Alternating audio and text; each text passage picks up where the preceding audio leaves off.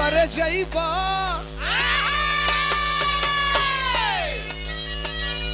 का करे जइबा कमाए बंगलोर पिया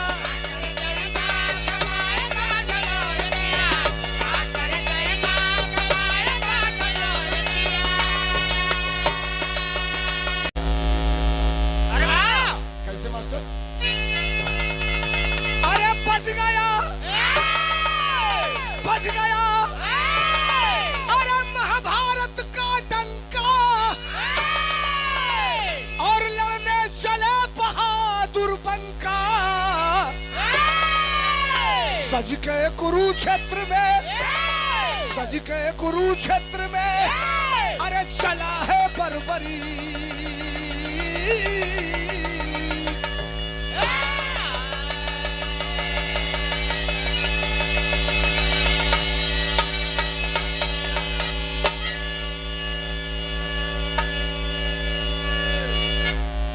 महाभारत के लड़ाई का ऐलान हो गया था ऐलान और महाभारत के लड़ाई के ऐलान के बाद अगर सबसे ज्यादा कोई दुखी था तो वो कुंती थी कुंती जानते हो क्यों दुखी थी उसको डर था कि एक तरफ 18 यछोड़ी सेना होगी एक तरफ केवल मेरे 5 बेटे होंगे अगर हमार बेटवा हार गई चाहे मार गई तो हम जियते जी मर जाए रात को 11 बजे अंधे धृतराष्ट्र के पास जाती है गंधारी के पास जाती है हाथ जोड़ के कहती है माते पिता युद्ध को रुकवा दो नहीं तो प्रलय हो जाएगा दोनों तरफ से अपने ही खानदान के लोग मारे जाएंगे एक बात मैं बताऊं महाभारत को टाला भी जा सकता था और महाभारत को रोका भी जा सकता था केवल 5 गांव पांडव मांगे थे कौरवों ने नहीं दिया महाभारत हो गया तब 5 गांव ना मिलल तो महाभारत हो गई भैया लोग 5 किलो पर 3 बार सरकार बन गई खाली 5 किलो पर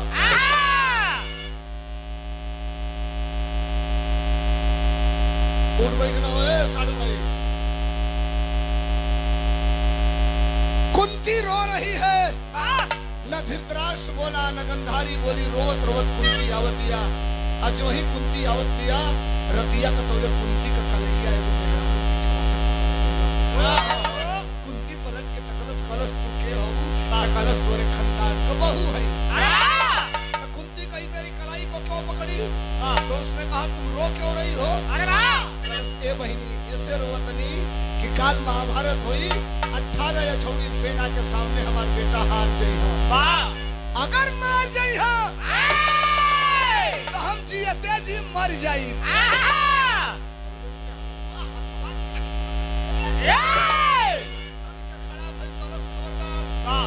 मैं तुमसे वचन देती हूँ कि न तुम्हारे बेटे हारेंगे न तुम्हारे बेटे रण क्षेत्र में मारे जाएंगे कलश कैसे हमारे बेटा न हरिहर न मारे तो औरतिया कलश की हमारे को छोड़ दो तू अपने घरे जा हम वादा कैले बनी वादा निभाई कुंती अपने घरे की औरत अपने घरे सवेर भाई तो जो औरत कमिटमेंट की थी उसका एक 12 साल का लड़का था महाभारत में उस पात्र का नाम बताया गया बर्बरी सबेर का टाइम है वो लइकवा के नहवा धोवा के उ महतारी तैयार कैले बिया पीतांबरी वस्त्र पहिरावतिया विरह का पहला तरज लाग गई कौन तरज हमार सर कौन बा मास्टर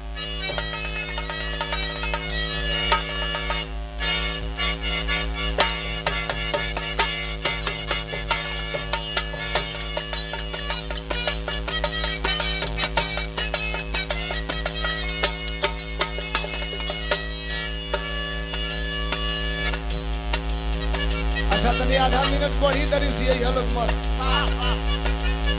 कोनो मेहरारू को मरद प्रदेश जात रहल मेहरुआ पीछे से कुर्ता पकड़ के खिंचलस कलश की मज्जा कमाए तो कलश की ना जाए कमाए तो है जोन मोबाइलवा न चलाओ तो है जो फाउंडेशनवा पोते लो ओठवा पर अगर तो रुहेगा इठले बगल से लाल को फेंक देला का अरे लिपस्टिक हो लिपस्टिक बरस की ना कमाई तो बोलबू कैसे अरे वाह नाराज मत हो सबे नेता आदमी हमरा एक उनसे कोनो मतलब रहेला ना एक दिन बिरहा गावे जात रहनी एगो सिटी मॉल में ही चल गेला से टीम वाला कपड़ा खरीदे हम हो गली तोले मैनेजर देखलस त नमस्ते कैलस कहा सोलंकी जी हैं हमने कहा यस तो कुर्सी मंगाया कहा बैठ जाइए ई किल लेना सा तो ई लगला सब मजा लेवे हमसे कहत ना सा तनी तुमने टाइम खाती तो लिपस्टिक किन लेना वाह मनवे बट जा देना की को काम ना कइला अब 5-7 बेर कहला सा त हम मर्दे नहीं भैया अरे वाह हमरो मन जाग गइल त हम मैनेजर से कहली कि तोहरे कंपनी में जौन सबसे महंगा लिपस्टिक होके तू ले आवा अरे वाह अब पातर दूगो पेंसिल लियो लिपस्टिक ले आके काउंटर पर धइलस वाह और बिरहा गा के आई लनी नोटी का गर्मी रहे 500 का नोट निकलली वाह निकाल के काउंटर पर पटक दियाली वाह कहली अपन लिपस्टिक का दाम काट के जो बचे हमके वापस करा फेर दो वाह बहुत दुश्मन किए भाई ना हो मर्दे 500 रुपया भी दे दो अरे मर्दे दूगो पातर पेंसिल लियर दे देले 500 तो कम लगाता अरे वाह कहता ई दुनो लिपस्टिकवन के दाम बा 1840 रुपया अब तो हम पड़ गेली फेर में निकलवा लेले रहली अब का करी मजबूरी में 1840 देहली पहाड़ा निकलली दक्षिण में कान पकड़ के ढेला इंच के फेंकली कहली मर जाई सारे जिंदगी में फिर कबो जोले दिया तोले लिपस्टिक किने ना जाई रात भर चिल्ला के 2-4 हजार बिरहा गा के बचावल जाई आई सारे दुई एगो किनले में 4000 लाग जाता तो खाली 500 में चटबा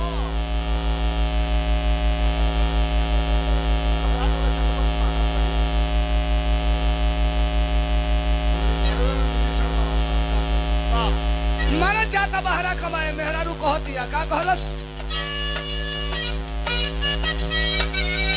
का करे जइबा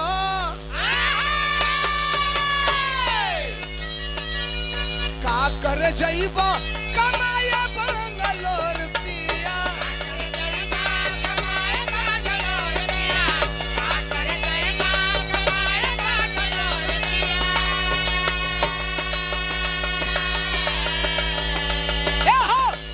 करे जइबा कमाया बंगलोर पिया खोली ले त घर ही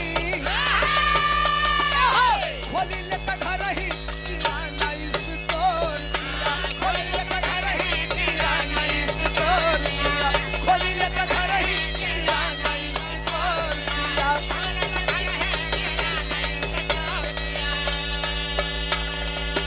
किया हूँ आपसे बिरहा को सुनेंगे तो बिरहा के अंत में बहुत बड़ा प्रमाण मिलेगा महतारी अपने 12 साल के लड़का के पीताम्बरी वस्त्र पहिरा के कलश ए बेटा तो के लड़े जाए बा महाभारत का लड़ाई वो लड़कवा कलश की हम जाइब लेकिन ए माई हम जाइब त लड़ब के करे और से तो कवार महतारी अपने बेटा के समझावती है का समझौलस दूधावा का कर्जा चुकाई दी हमर बेटा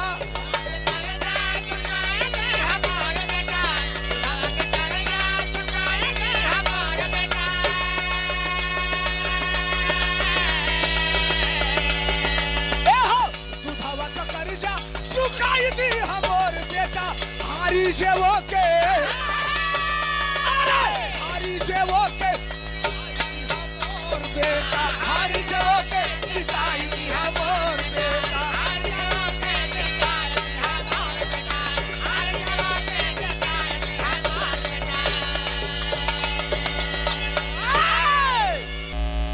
माई अपने बेटा के सुने भैया लोग बिरहा से ध्यान न भटके 1 मिनट हम कहले ही कि बिरहा ओरिजिनल आपके बीच में रही माई अपनी लड़का से कहलस कि ए बेटा तुम कुरुक्षेत्र में जाना जा करके लड़ने का काम चालू करना उ लड़कवा कहलस कौने ओर से लड़ब तो ले माई भूला गई पांडव को नाम भूल गया बुलाया उसको।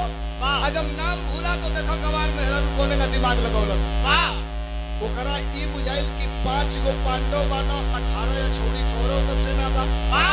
तो ओके ई बुझाइल कि कौरव भारी पड़ी ह, 5 पांडव कमजोर पड़ी ह।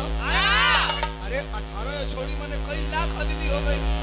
अब 5 गो माने 5 आदमी हो गई।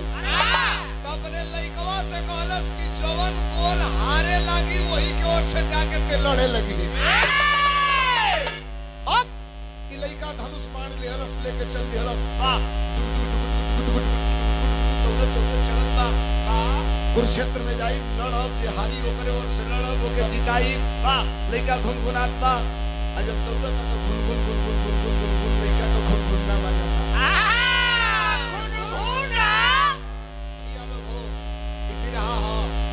हम ना कहब कि का जाने दे ई शहर वाली कजरा, लेकिन भीतर के एगो बात हम बता देबो, ऊपर भारी पड़ जाई। ई घुनघुनना के बाद जवन कहल हलो, पहले माई काकी मेला बाजारी जासो तो घरे छोट लइका रहे तो उनके गुरहिया लकठा गुरहिया जलेबी किन के ले आवसो, लेकिन छोटका लइकन के डाड़ा ले आवसो। डाड़ा माने करधन। आप की ओर का कहल करधने कहल जाला ना। छोट लइकन के करधन ले आवसो पहिले के रुचि। इसलिए मत नाराज भइले के बाद के लइका लइकी सब पहिले छोट बा। तू पहिले रहलो करधन। छोटे पर तारा मने ना परल होई। माई द्वार पहिरौले जरूर होई। और छोट लइका के महतारी पहिरावे सके नजर पड़। करिया रहेला लइका चाहे लइकी। देखबो इसलिए गलो मत भैया ओरिजिनल हम कहीं ना कहीं से सोलंकिया बोलता है।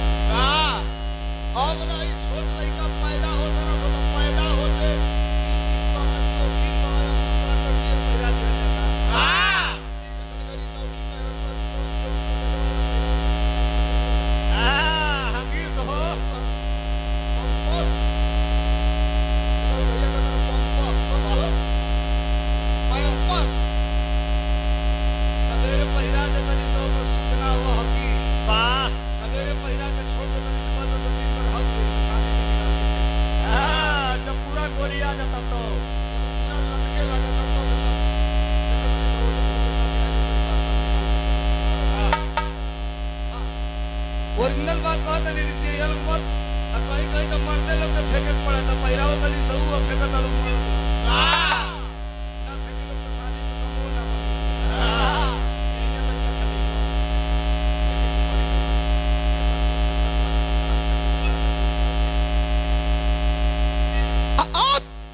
सुनी सबे पहले लइकन के डाड़ा पहिरावल जाओ, तब माई काकी करधन पहिरावो सा, तो एगो कौड़ी पूजा सा, औने एगो घूंघूर लगा द सा। लइकवा बकैया खेला से तो घुनघुन घुनघुन बाजे। रुचि तारा अगर खराब लगे तो मत सुनिया, काने में अंगुली डाल लिया, सही बात बतावे जाता है। सही बात ये तरी घरी न चड्डी बनिया जन्म के लइका पहिरत न सा। पहले 5-7 साल का लइका हो जा सा, 20-25 साल पहले तौले कुल के चड्डी ना नसीब होखे। भगही पहिरा सा, इतना गरीबी रहे कि कहां से अंडरवियर नसीब होई। 2-4 गो वही में सारे लंठ हो जा सा छोटका लइका। आदत बिगड़ जाओ पूरी मत।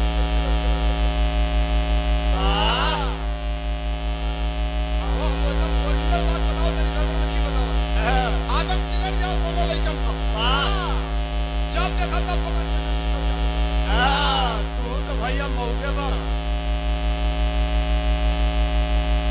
अब एकर कौन दवाई बा? एकर दवाई कौन बा?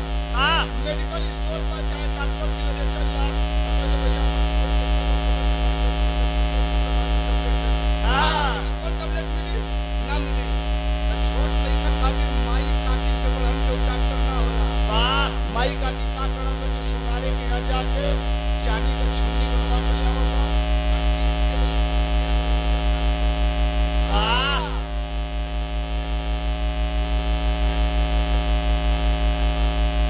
अब लटका दो सा तो पहले तो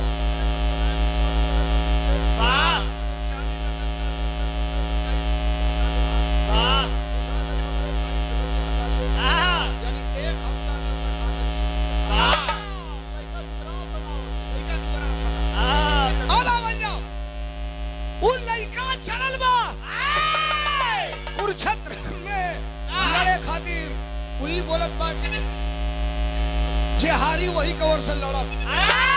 भगवान कन्हैया सवेर का टाइम हो, ध्यान धैले हम सोचत हम अगर काल बाण चली महाभारत की लड़ाई में, कौरव के तरफ से पहला बाण कौन रोकेगा और पांडव के तरफ से चलेगा तो कौरव के तरफ से पहला बाण कौन रोकेगा। तब तक उनके लोग गए कि वो लड़का आवत महाभारत की लड़ाई में, अगर लड़कवा आ जाई तो अकेले एक बाण चलाई पूरे महाभारत का खात्मा कर देगी। ब्राह्मण का भेष बना के आकर रास्ता में खड़ा हो गई ना, यहाँ का तरज बदल गई। कवन तरज है?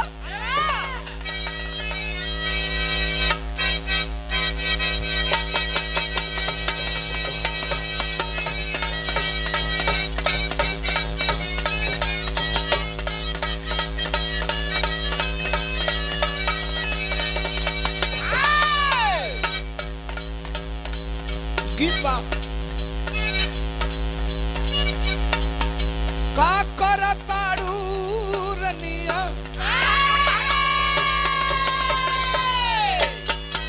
का करताड़ू रनिया हमके बतावना।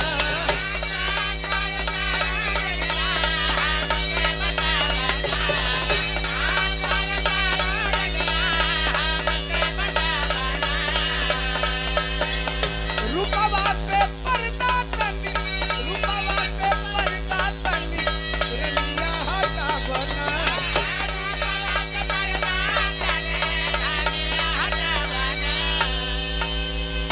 अरे का करताड़ू रनिया हमके बतावना, रूपवा से पर्दा तनी रनिया हटावना। तब मेहररुआ कहलस माथे पर हम बिटिया लगवनी, माथे पर हम बिटिया लगवनी, यह रूप सवारी पलक जी सरक जाता, सजन जी सरक जाता कमर से इसको नवानी सारी, पलक जी सरक जाता कमर से। भगवान कन्हैया ब्राह्मण का भेष बना के आकर रुक गई ना, 2-2 सेकंड बदल बोलो तो 5 मिनट कम हो जाए, 6 मिनट में विराह के खत्म करेंगे। भगवान कन्हैया ब्राह्मण का भेष बना के आकर रास्ता में रुक गई ना, सोचना ये लड़का अगर कुरुक्षेत्र की लड़ाई तक चला जाएगा मैदान तक, तो उनको चिंता जानते क्यों है? ये पढ़े लिखे लोग हैं। मैं 10,000 लोगों के बीच में गाऊं, कोई जरूरी नहीं कि 10,000 लोग बात को समझेगा। 10 लोग समझ गए तो मेरे लिए 10,000 के बराबर होती है। भगवान श्री कृष्ण को चिंता इस बात की है कि मैं कुरुक्षेत्र में कौरवों को हराऊंगा या धर्म को हराऊंगा, पांडवों को जिताऊंगा, धर्म को जिताऊंगा। आई लइकवा अपने माई से वादा कइले बा कि जे हारी वही के ओर से हम लड़ब। आ एकरे लगे एके गो ऐसन बाण बा कि उ बाणवा चला देई तो एके बाण से पूरा महाभारत खत्म हो जाई। इसको कुरुक्षेत्र तक जाने से रोकना होगा, नहीं तो प्रलय हो जाएगा। आशीष गौतम जी और उधर से वो नौजवान सर न बोलो, लेकिन भगवान भगवान श्री कृष्ण रास्ते में खड़े हैं, उधर से वो लड़का आ रहा है धनुष बाण लेकर के दौड़ते हुए। नजर पड़ गई ब्राह्मण का भेष बनाए हैं, असली भेष में नहीं है। कहा ए बेटा रुक।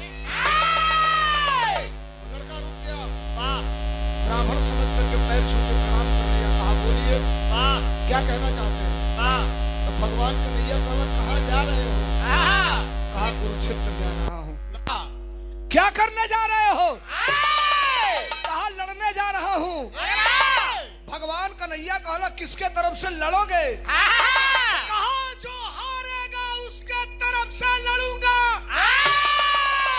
भगवान कन्हैया कहला भाग रे बेटा भाग। काहे भागी? कहला इतना बड़े बड़े वीर हवा बेटा, बाण चल यहाँ से तो बाण के हवा पर कई कोस उधिया के जाके गिर जाइबे।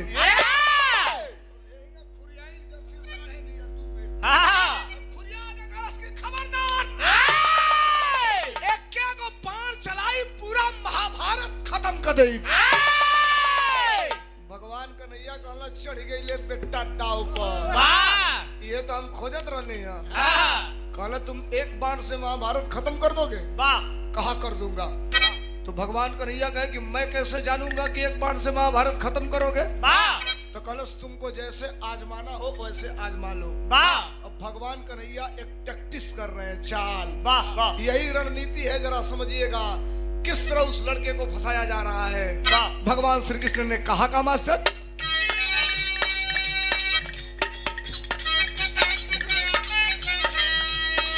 रुकिए। उत्तरी बिहार में बोला कि मारव सिक्सर के 6 गोली छाती मेरे। वाह इतनी छोटी इतनी हल्की बात भारत के प्रधानमंत्री ने कहा था, ये कब क्या कह देंगे।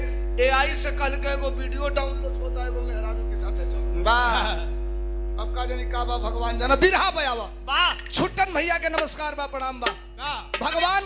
भगवान कन्हैया कहला हम तब जानब कि ते एक बाण से महाभारत खत्म करबे। वाह कब जानब मास्टर?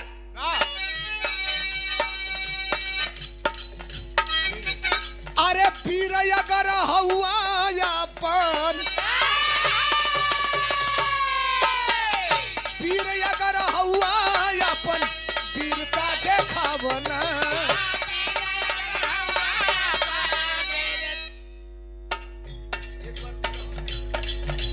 अरे वीर अगर हवा यापन वीरता देखावना।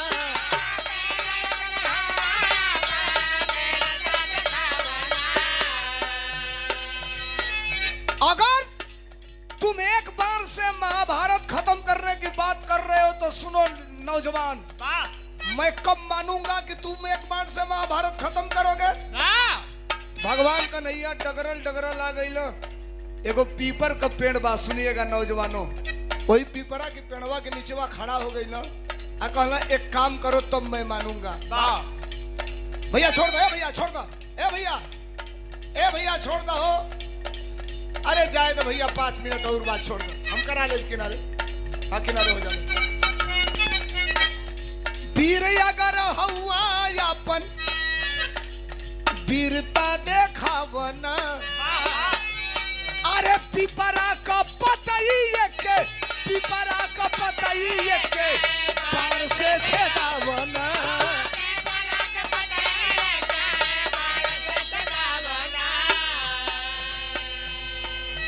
भगवान श्री कृष्ण ने कहा कि अगर ये पीपल का पेड़ है, एक ही बाण से पीपल का सारा पत्ता छेद दोगे तो मैं समझूंगा कि तुम एक बाण से महाभारत को खत्म कर दोगे। वो लइकवा कलस बस इतने। तो भगवान कन्हैया कहने तो के हल्लुक लगा था, तो ले का कैलस। वाह उ लइकवा निकाल के बाण धनुष पर चढ़ा के मंत्र पढ़े लागल। आ तोले एहर भगवान कन्हैया एगो पीपरा के पतैया तूर के और निचवा गिरा के लतवा से दबा लिया। आ तोले उ लइकवा कैलस का मास्टर, अरे कहत दे धनुष के ऊपर, कहत दे धनुष के ऊपर छेदे पतिया के, अरे छेदे पतिया ये के बाण से कांपे ले कन्हई। छेदे पतिया ये के बाण से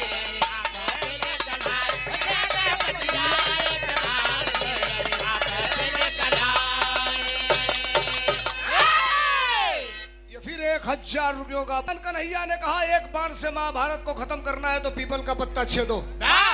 और जो ही वो लड़का बाण चलाया, एगो बणवा निकाल के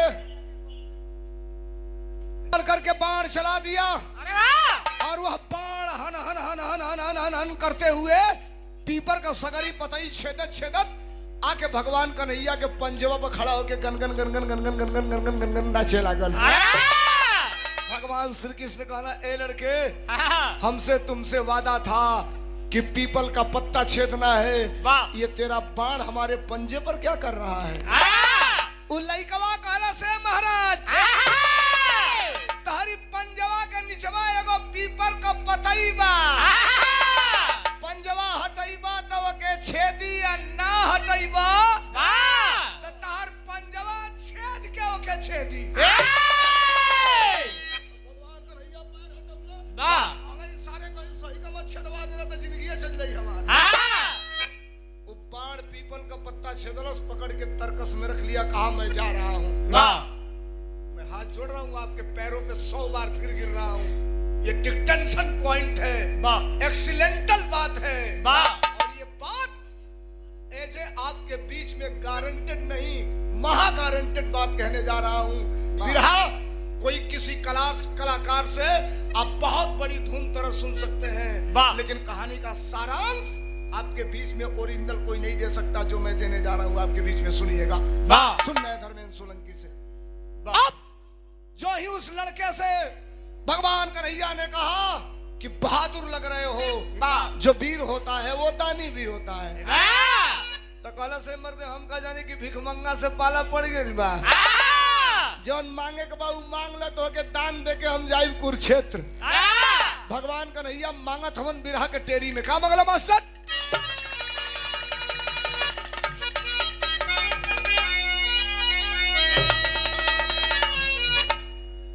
फिर से बजेगा।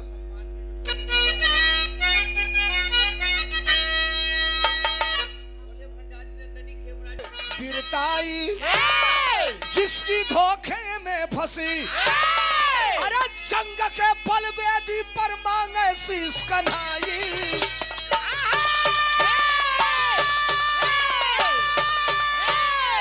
जंग के बलवेदी पर मांगे शीश कन्हाई। बिरताई जिसकी धोखे में फंसी। भगवान कन्हैया ने कहा जो बहादुर होता है वो दानी होता है। लड़के ने कहा मांग लो, क्या चाहिए? यहाँ पढ़े लिखे लोग बैठे हैं, बिरहा का प्रमाण दे रहा हूँ, सुनिएगा। तो भगवान कन्हैया ने कहा देना चाहते हो तो 3 वचन दो पहले।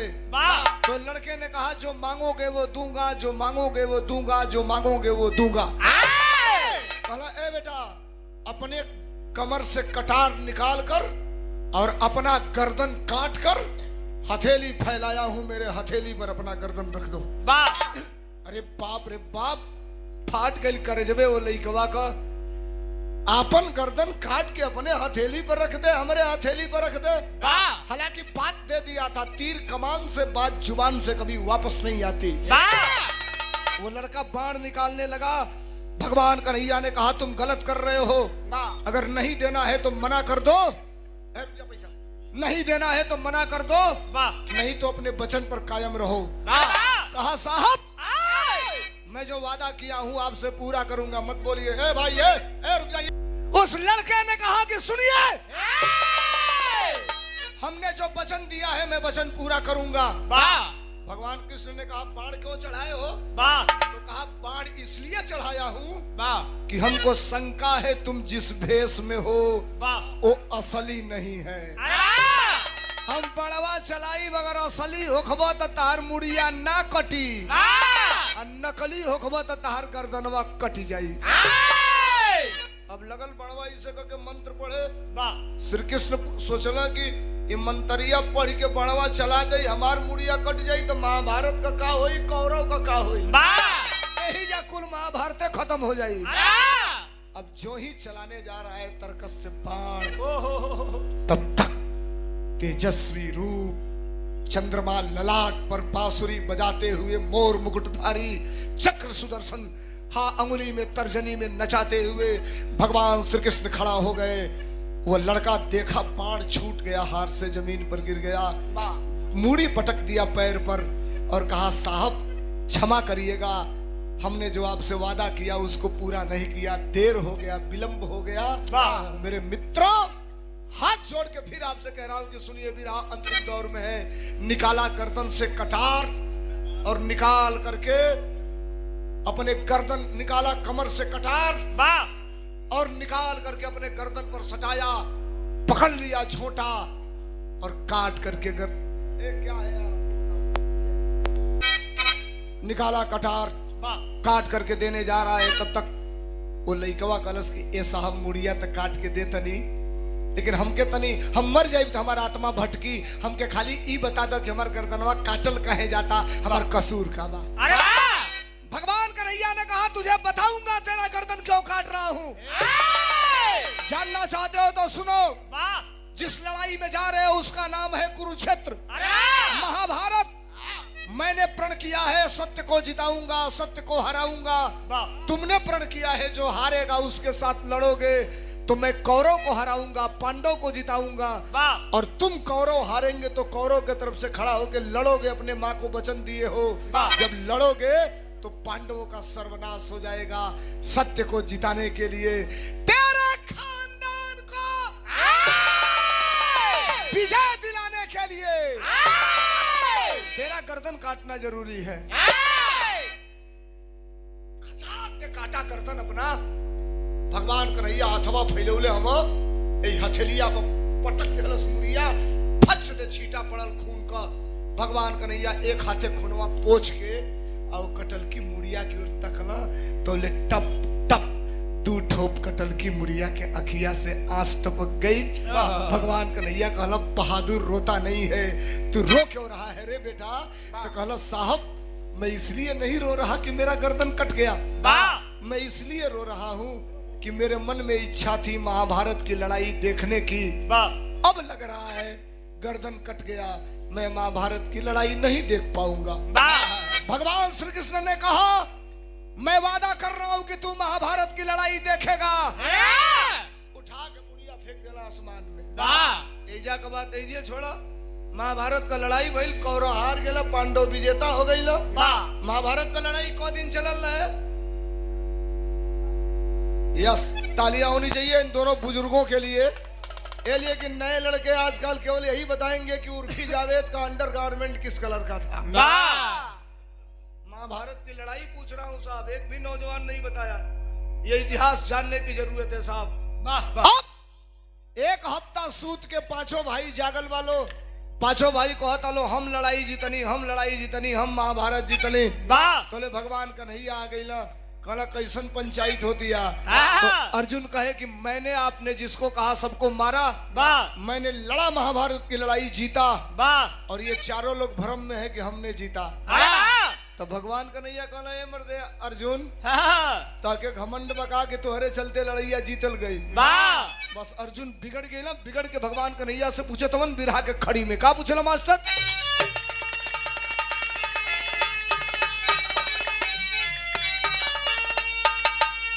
कहला क्या असल विजेता अरे कौन बता दे मोहन रसिया,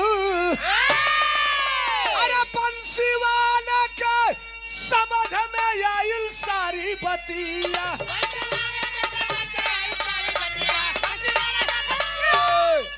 असल विजेता कौन बता दो मोहन रसिया, बंसी वाले के समझ में आइल सारी बतिया। भैया 2 मिनट 1 सेकंड बस बैठ जा, बिरहा का मेन पॉइंट है साहब।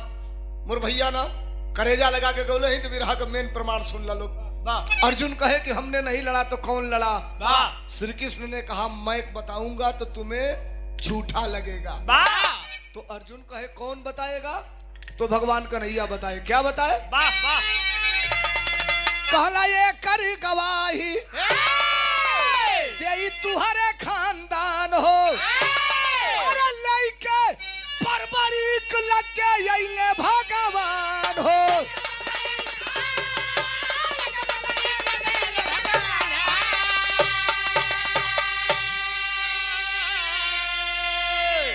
पांचों भाई को लेके आते हैं कुरुक्षेत्र में।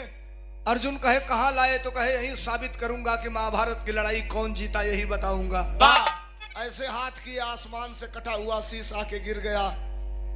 अर्जुन ने पूछा ये किसकी मूड़ी है? तो भगवान कन्हैया कहे तेरे खानदान का लड़का है। अर्जुन कहला इसकी गर्दन किसने काटा?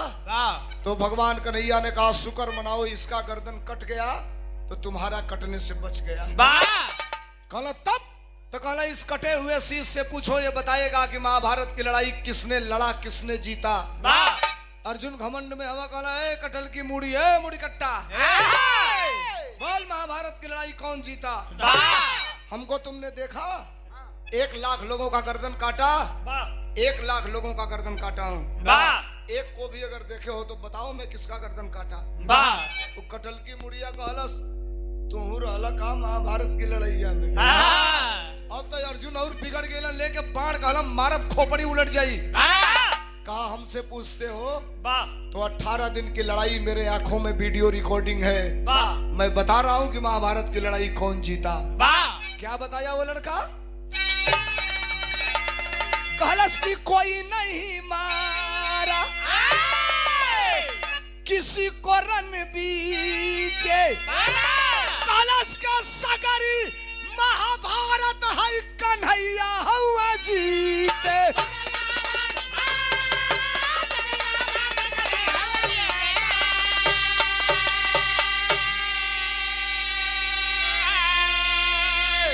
अठारह दिन की लड़ाई में हमने केवल कुरुक्षेत्र में 2 आदमी को देखा, एक श्री कृष्ण और एक चक्र सुदर्शन। अरे वाह, बाकी किसी को नहीं देखा। वाह। अर्जुन नाराज हो गए, कहे श्री कृष्ण ने बेइज्जत कराने के लिए यहाँ लाया है, हम लोग चल रहे हैं घर। घरे जाए लगल लो 5 भाई तोले भगवान कहला कि हमहू औते बानी। अर्जुन कहला आवा चाहे नहीं ऊपर पड़ा। अब कन्हैया जी भगवान श्री कृष्ण सोचला ई मुड़िया फिर फेंक दई आसमान में। तोले वो मुड़िया से कटल की मुड़िया से हर हर हर हर हर हर हर हर आस चुए लागल। ए भैया गदरिया में से भर के हंसुइया गिरे लागल। भगवान कन्हैया कहलक काहे रो रहे बेटा? तो कहलस ए साहब सबका उद्धार कर दिहला, हमार उद्धार कब करब? कबले त्रिशंकु नियर ऊपर नीचे लटकत रहब। तो भगवान श्री कृष्ण कहला तोरो उद्धार हो जाई। तो लइकवा कटल की मुड़िया पूछलस कहिया? तो कहलक कलयुग में। ई कलयुग ह, आज 2 फरवरी ह। ई कलयुग है, आज 2 फरवरी सन 2026 है। आज 2 फरवरी सन 2026 के भी उ कटल की मुड़िया बरबरीक वाली।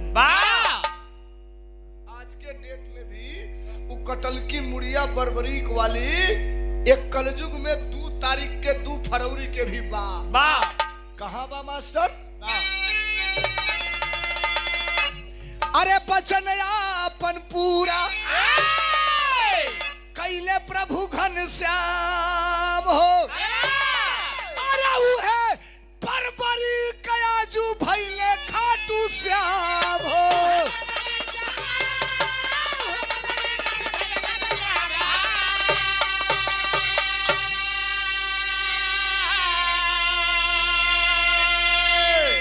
राजस्थान में एक जगह है जिसका नाम है सालासर। और सालासर में कटे हुए शीश की पूजा होती है, केवल कटे हुए मूड़ी की।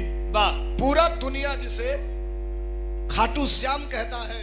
कहीं पोस्टर पे बैनर पे फोटो आप देखते होंगे खाटू श्याम का, तो केवल खाटू श्याम का फोटो नहीं रहता है, उसके साथ एक स्लोगन जरूर रहता है, हारे का सहारा खाटू श्याम हमारा। माई कहले रहे बेटा जे हारी वही के ओर से जाके लड़ी है। उहे बरबरीक आज के डेट में खाटू श्याम के रूप में पूजल जालन। बिरहा खत्म भइल जौले हम गुरु बिहारी गुरु गणेश गाई तौले एक लाइन साइकिलिया वाला सुना दिया, आप लोगों के सुना के बंद कर देते।